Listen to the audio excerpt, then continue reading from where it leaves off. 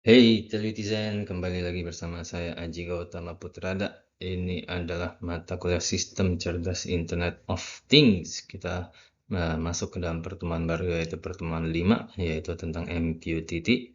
Dalam bagian pertama ini kita akan diskusi mengenai sistem terdistribusi. Nah, pada pertemuan sebelumnya kita membahas mengenai IoT platform yang merupakan satu bagian dari entitas keseluruhan suatu IoT. Nah, bagian IoT platform itu terhubung dengan bagian-bagian lain dalam IoT seperti aplikasi. Nah, tentu saja untuk mendapatkan keterhubungan itu dia membutuhkan komunikasi. Nah, MQTT itu adalah salah satu bentuk komunikasi. Nah, kalau kita mau bahas MQTT sebagai suatu bentuk komunikasi IoT, kita harus membahas mengenai sistem terdistribusi.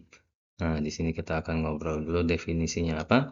Jadi kalau sistem distribusi itu misalnya sistem dipandang sebagai suatu aplikasi atau suatu program, maka program biasa itu biasanya hanya terletak di satu komputer.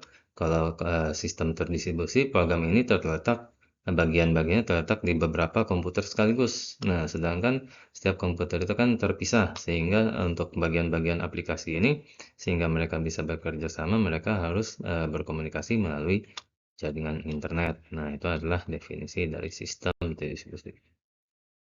Nah, contoh saja apa salah satu contoh sistem terdistribusi misalnya game aplikasi yang ada di mobile, misalnya Mobile Legend. Nah, ketika seorang main Mobile Legend, rasanya seperti hanya memainkan di handphonenya saja. Cuman kan yang jelas dia bermain dengan teman-temannya di internet, sehingga sebenarnya ada sebagian dari game itu yang aplikasinya berjalan di HP dia, ada sebagian dari game itu yang berjalan di platform cloud. Nah, ini adalah contoh sistem terdistribusi di mana untuk keseluruhan sistem game ini sebenarnya terbagi di beberapa device sekaligus.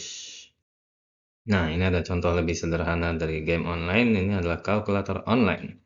Jadi bayangkan suatu aplikasi kalkulator di mana aplikasinya itu hanya memasukkan angka dan operasi yang diinginkan. Nah, sedangkan yang menghitungnya itu di dalam server, sehingga angka dan operasinya dikirim ke server, sedangkan hasil operasinya dikirimkan dari server ke aplikasi. Nah, tentu saja kita membutuhkan sejenis komunikasi yang bisa menghubungkan si aplikasi dengan si server.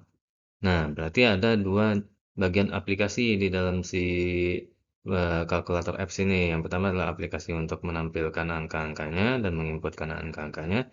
Yang kedua adalah bagian program yang bagian menghubungkan dengan komunikasi lewat internet untuk ke servernya. Nah, program yang menghubungkan dengan internet lewat servernya itu disebut sebagai middleware.